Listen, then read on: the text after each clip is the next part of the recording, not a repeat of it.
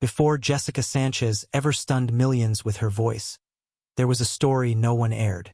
A story that began long before the AGT stage lights hit her face. Behind the scenes, judges weren't the only ones shocked. There were powerful decisions, hidden mentors, and a twist that almost stopped her from performing at all. What most people don't know, Jessica didn't even plan to audition. In fact, her breakout moment almost belonged to someone else until a phone call changed everything. From singing in parking lots to being rejected by one of TV's biggest shows to having global celebrities fighting over her voice. This is the untold rise of Jessica Sanchez.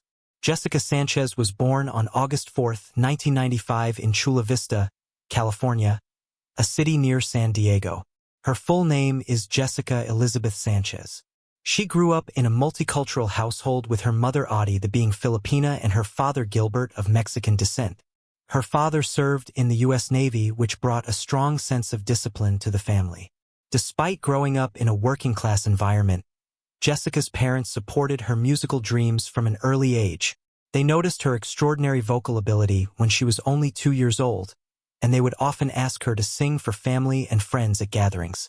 Jessica's upbringing was shaped by her heritage. She has spoken in interviews about feeling a strong connection to both her Mexican and Filipino roots, which inspired her musical influences and performance style.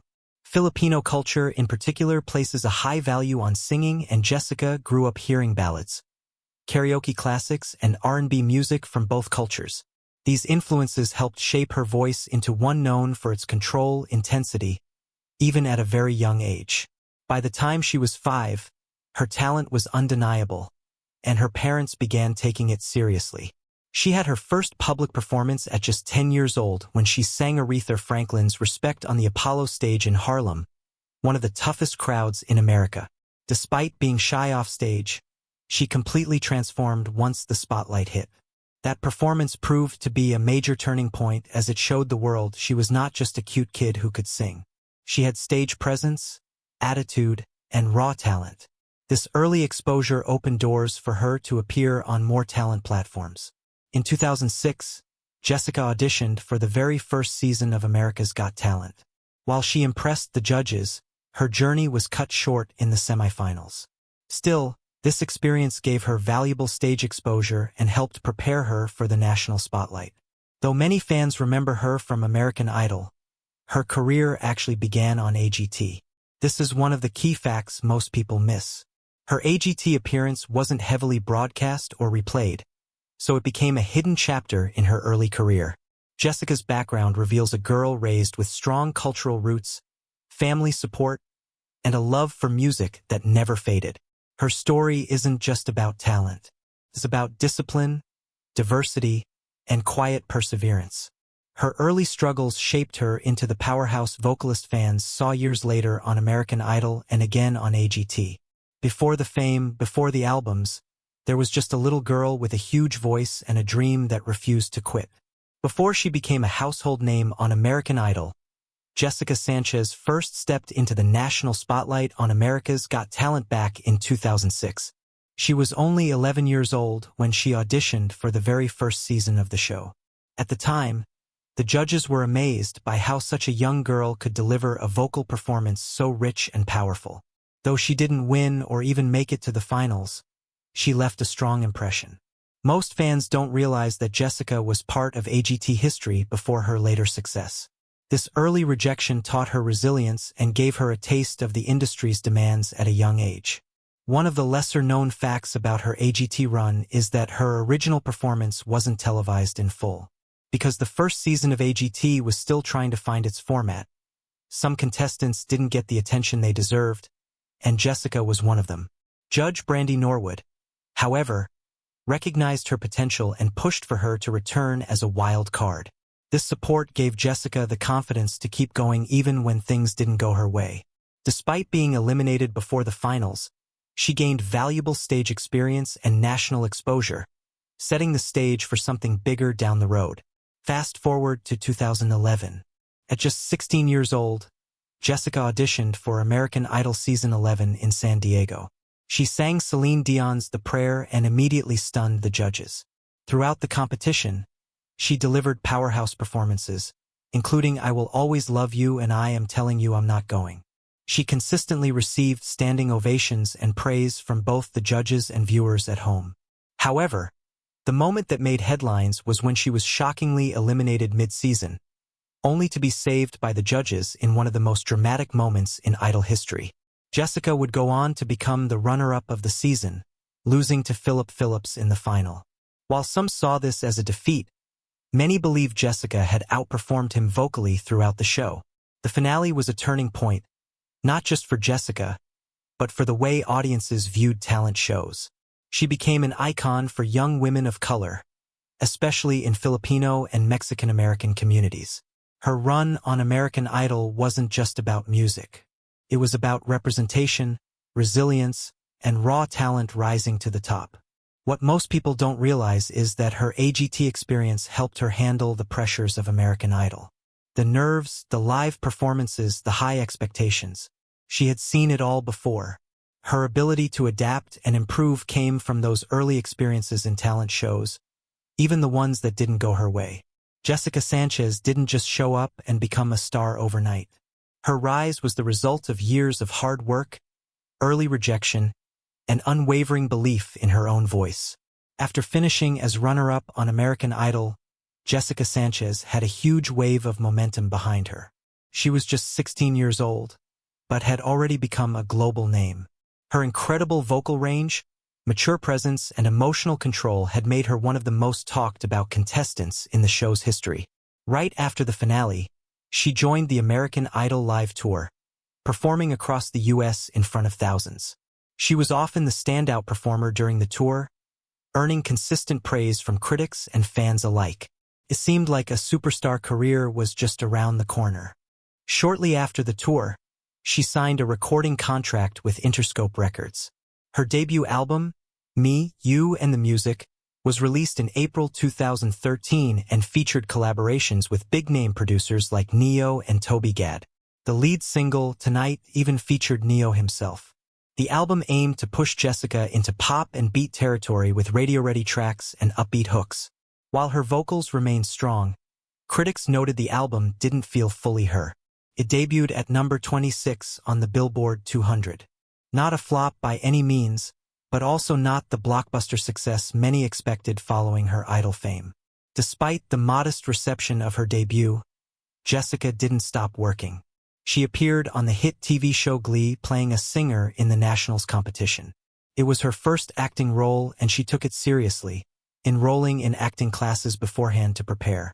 The performance, though brief, introduced her to a new audience and showed her versatility. She also began releasing singles independently, trying to find a sound that matched her personality and artistry. Over the years, she dropped songs like This Love, Stronger Together, and Us, each showing a more stripped-back, soulful side of her voice. But navigating the music industry wasn't easy. Jessica later admitted in interviews that she began to lose her passion during this period. Music started to feel like a job rather than a joy. She struggled with being told how to look, what to sing, and how to market herself.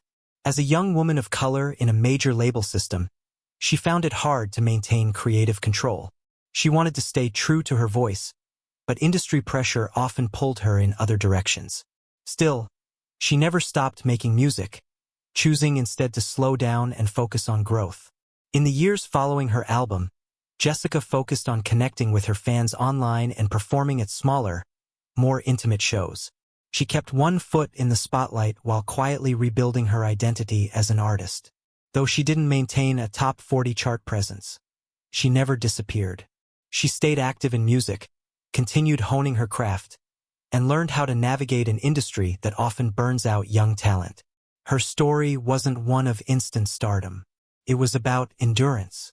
And that's exactly what would set her up for a powerful return years later. While many people remember Jessica Sanchez for her powerhouse voice and confident stage presence, very few know the inner battles she faced behind the spotlight. After American Idol, the fame came fast, but so did the pressure. Being a teenage girl in the music industry is already hard, but being a Filipino-Mexican teen trying to find her identity while executives tried to mold her into a pop product made it even harder.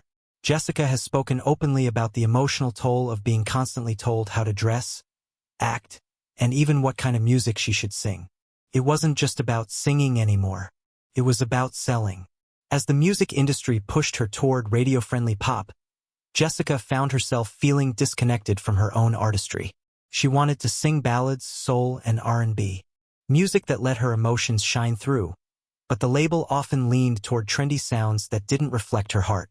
It became difficult to enjoy the music when it no longer felt like hers. Fans didn't see the struggle. They only saw her on TV and thought she had it all. But in private, Jessica wrestled with anxiety, identity confusion, and creative burnout. Her love for music dimmed, not because she stopped caring, but because it started to feel like work instead of expression. Being a woman of mixed heritage in an industry that often prioritizes marketability over talent added another layer of difficulty. Jessica wanted to embrace her Filipino and Mexican backgrounds proudly, but she also felt the pressure to fit in with mainstream pop culture. She was sometimes treated as a niche act rather than a global artist. Even when she performed overseas, especially in the Philippines, where she has a huge fan base, she was still figuring out how to honor both sides of her roots without being boxed into stereotypes. What helped her through those years wasn't just family support, but also personal reflection. Jessica took a step back from the spotlight and started making music independently. She began writing songs that reflected her own thoughts and emotions, not what producers told her to feel.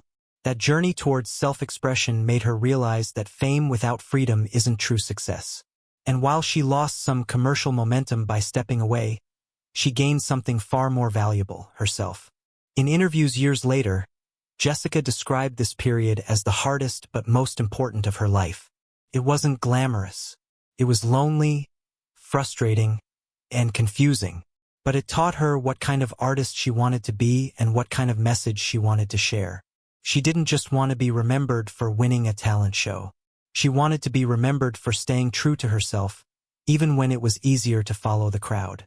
That courage would be key in her dramatic return to America's Got Talent nearly 2 decades after her first appearance. In 2025, something remarkable happened. Jessica Sanchez returned to the America's Got Talent stage nearly 19 years after her original audition as a child. This time, she wasn't a shy little girl who stood nervously in front of the judges. She came back as a woman, an experienced vocalist, and someone who had lived the highs and lows of fame. But even more powerful was the fact that she returned while expecting her first child. That detail alone made headlines. She was literally carrying the next chapter of her life while bravely walking into one of the biggest stages in the world. Jessica chose to perform Beautiful Things by Benson Boone, a song filled with emotional depth and softness. It wasn't a showy vocal acrobatics number. It was heartfelt and pure, showing how much Jessica had matured as an artist. The audience was silent during her performance, fully drawn in by her delivery. The performance ended in a standing ovation with all 4 judges visibly moved. Sofia Vergara was so touched by the performance that she immediately stood up and hit the golden buzzer, sending Jessica straight through to the live shows. It was a full-circle moment, one that brought tears to her eye-sick eyes and cheers from longtime fans. Simon Cowell, who had never judged her on Idol, looked at Jessica and simply said, "I think they like you." It was a light moment, but behind it was deep recognition of her talent and the journey it took to get back here. Howie Mandel called the performance roof-blowing, and Mel B noted that Jessica wasn't just a great singer. She had evolved into a storyteller. For many in the audience and those watching at home, it felt like healing. Jessica wasn't chasing validation anymore. She was reclaiming her place. Her golden buzzer moment wasn't just about vocal ability. It was about resilience, motherhood, identity, and unfinished dreams. Jessica stood on that stage not as a contestant needing approval, but as an artist who had learned from pain and pushed through. She represented every artist who had been molded, shelved, or forgotten and chose to return on their own terms. That's why her audition resonated so deeply. It was honest. Jessica's return sent shockwaves through social media. Fans from her Idol days were now adults, cheering her on like an old friend.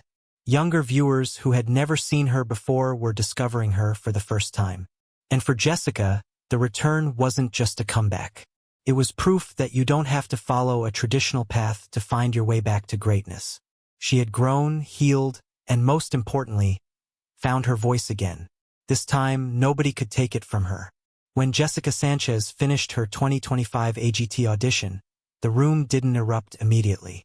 Instead, there was a stillness, an emotional pause, as if everyone was trying to process what they had just witnessed. And then came the applause, the standing ovation, and the flood of cheers that seemed to echo off every wall of the studio. It was a moment charged with feeling not just for the judges, but for the audience as well. What they had just seen wasn't just a good vocal performance. It was a story, a confession, and a release. Sofia Vergara was the first to break the silence. Visibly emotional, she praised Jessica for the honesty in her voice and said it felt like Jessica wasn't just singing. She was telling a truth the world needed to hear. Without hesitation, she pressed the golden buzzer. As golden confetti rained down, Jessica dropped to her knees in shock, holding her pregnant belly with one hand and covering her face with the other. For many watching at home, that moment became a symbol. A woman returning after years away, still standing strong, still inspiring. Simon Cowell's response was classic but meaningful. With a slight smile, he leaned forward and said, "I think they like you," nodding toward the cheering audience. Beneath the simplicity of the comment was deep respect. Cowell, a tough critic, saw something bigger than just vocal ability. He saw the years of experience and heartbreak that now shaped her voice. He didn't have to say much because Jessica's performance had already said it all. His approval meant more than words. Howie Mandel praised the maturity in Jessica's performance, calling it roof-blowing and saying that she brought an entirely different energy compared to her Idol days. Mel B, herself an experienced performer, said she was speechless and that Jessica had evolved into more than just a singer. She had become a full storyteller. The combination of raw technique, emotional depth, and vocal control stunned the entire panel. And perhaps more importantly, it reintroduced her to a new generation of fans who hadn't witnessed her rise years ago. Online reactions were immediate and passionate. Longtime fans who followed Jessica since American Idol called it healing in motion. New viewers were shocked to learn that she had once been rejected by AGT as a child. Comments flooded social media platforms calling her return the most powerful moment of the season. Even casual viewers who may not have known her backstory said they could feel the authenticity in her voice. The judges felt it. The audience felt it. And the world remembered why Jessica Sanchez was never just a contestant. She was always an artist waiting for her moment. While millions saw Jessica Sanchez perform on American Idol and America's Got Talent, there's still many hidden chapters of her story that were never told on television.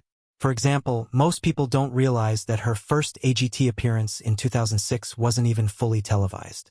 As a young semi-finalist, Jessica was quietly eliminated before the finals, and her performance got very little screen time. It wasn't until Judge Brandy Norwood advocated for her return as a wild card that she was briefly brought back. But this part of her journey was never widely publicized, making it almost a forgotten moment in talent show history. Another little-known fact is that Jessica didn't have formal acting experience when she was cast on the hit TV series Glee after American Idol. She was offered a guest spot playing a young diva in a national singing competition. While she only appeared briefly, she took the opportunity seriously, taking acting classes to make sure she didn't just show up as a singer, but truly fit into the role. Most people thought it was just a cameo, but for Jessica, it was a chance to prove she could evolve and stretch beyond music. Her debut album, Me, You, and the Music, was heavily backed by music industry giants. The project included work from Neo, Toby Gad, and Harvey Mason Jr., big names in pop and R&B. The label clearly saw star potential in her and invested in top-tier production. But what fans never saw was how out of place Jessica felt at times during the recording process. In interviews years later, she admitted that while she appreciated the opportunity, the album didn't truly reflect her style or identity. It was marketed as pop and beat. But Jessica preferred slower, more soulful ballads that let her voice shine. Jessica also performed at high-profile national events that most people missed. In 2008, She sang the national anthem at an NFL game, a huge deal for any young artist. In 2012, she sang at the Democratic National Convention, one of the biggest political stages in the world. These performances weren't televised widely, so many viewers never saw them. But each of these moments helped build her confidence and reminded her of the power her voice had, not just in music, but in shaping culture. Perhaps the most touching detail that never made headlines is that Jessica has always been grounded in family. Her parents have supported her from the very beginning, driving her to auditions, working extra jobs to pay for lessons, but it's what makes her story unforgettable.